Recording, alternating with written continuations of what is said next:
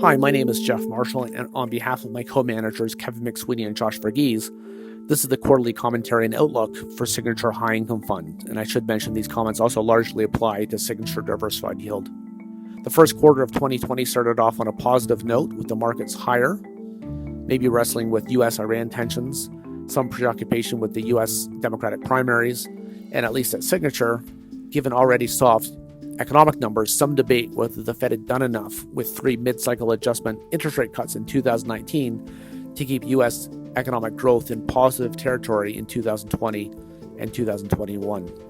Now, all this seems like a distant memory as COVID-19 began to impact the real economy and the markets, where social distancing required businesses to close and effectively suspended economic activity. Analogies in my mind to 2008 are not sensationalist, especially as the credit markets threatened to close in March.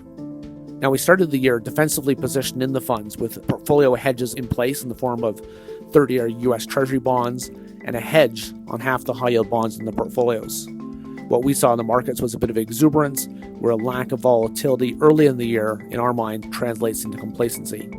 What followed in March was a lack of earnings visibility, where levered Treasury and levered investment-grade bond strategies had to be liquidated, forcing all asset classes, including equities, including credit, including REITs, lower into a downward spiral.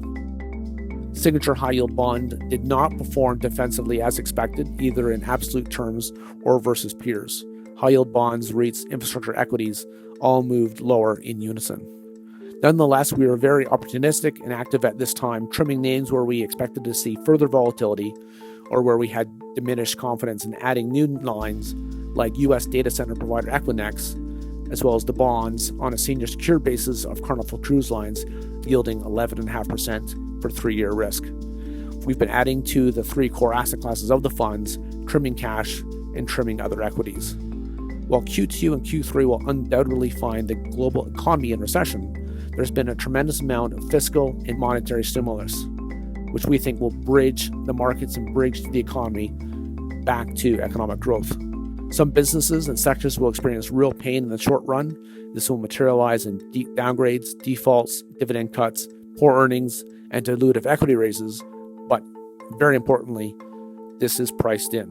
Across our 3 target asset classes, high-yield bonds, real estate, and infrastructure, we're seeing exceptional once-in-a-decade type yields, spreads, and free cash flow levels to government bonds. We were actually very bullish on the income prospects and the income opportunity set in front of us over the next 12 months. I'm Geof Marshall. Thank you for listening, and thank you for your support.